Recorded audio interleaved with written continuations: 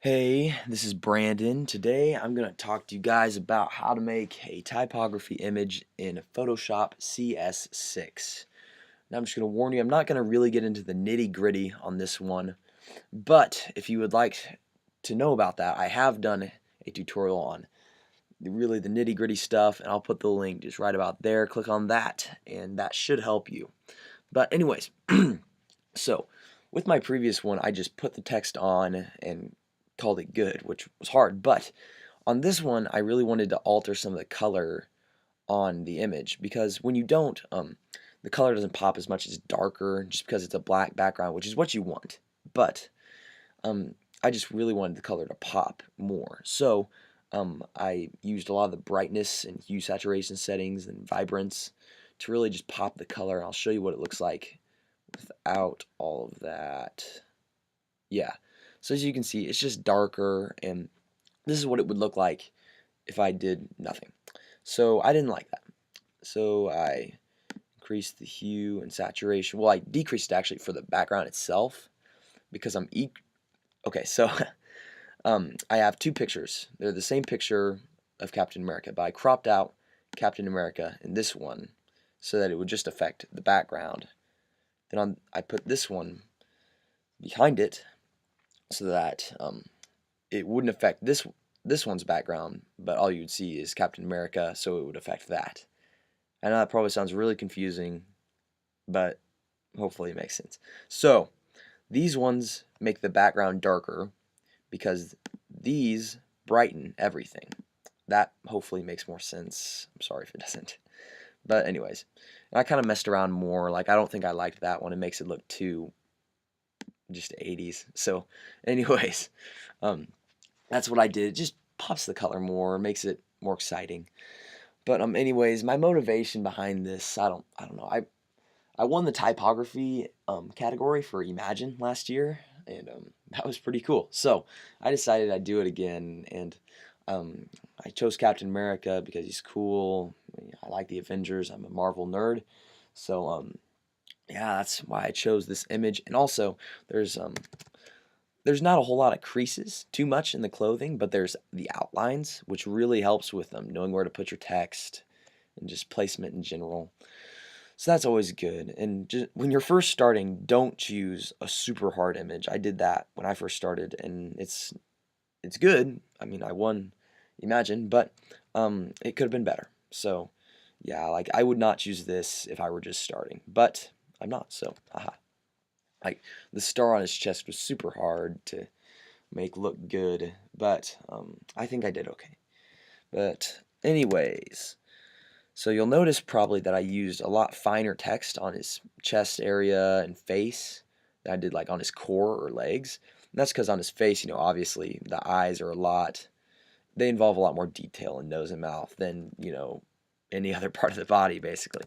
But then on the chest, why I used minute text is because the blue is darker than the red and the white on the picture, and the bigger the text is, the less it'll pop on the picture. And the red and the white is already super bright, so I used bigger text, so that way it was still kind of popping, but not really. But anyways, on the blue I used smaller because more color shows up that way, and so it pops more. So that's why I did that. But and you'll notice too, typically I use the same size of font-ish, in areas. Like I didn't use a gigantic, text, letter, whatever, there because it wouldn't fit. And I didn't use super tiny, tiny letters here because it wouldn't fit. But like I used big giant Captain America over here. I did that because that's the title of the image, and that's what I really want to stand out. This is Captain America. So so yeah, that's why I did that. And let's see what else I can talk about. Oh yeah, so anyways, speaking of text, when I unclip this is the original image, which is super bright and not very pleasing to the eyes just because it's so bright. But the text really decreases the brightness, like I showed earlier. But this is the text itself. and I'm going to show you there. So as you'll notice, it's not really too bright, and it's kind of hard to almost even see that there's text here. So I was a little concerned with that, but I figured it would be okay. So anyways, adding it all back in, and it's even hard to see the text on the image when it's there. But, oh yeah, I'm going to take that out to show you something. But anyways, when you clip it to the text, it works, but it's super light, and you can't hardly see it. So you use a black background to make the colors just pop out. And yeah, that's why I use a black background. And also, I didn't do this, and it blew up my instructor's computer, like literally. But when she was trying to fix it, but the size of my canvas is super small, which is okay. But that means the resolution of the image probably isn't going to be as good. So, like, I'll pull up. Let's see. Okay. So I'm not.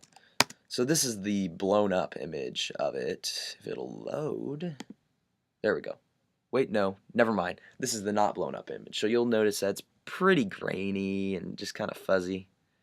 And that's not what we want. I mean, you know, that's not good.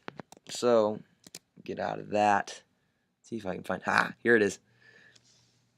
Then my instructor, I don't care. My instructor, come on. There we go. My instructor blew it up for me, which was very nice of her because it like blew up her computer too in the process. But it's okay now. And she converted it into a PDF also. But that just makes it more clear and easier to look at.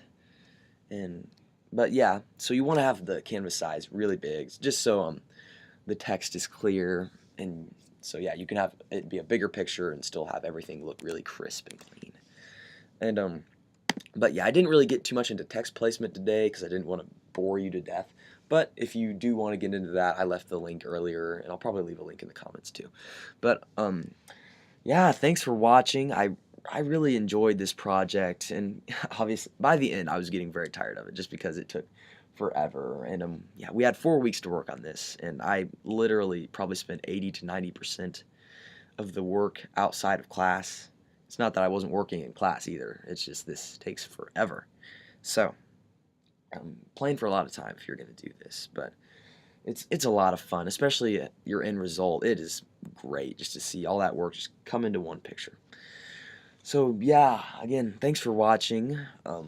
Yeah, just plan for a lot of time if you do this, but I would highly recommend it because it's a lot of fun, and the end result is just super awesome. So thanks.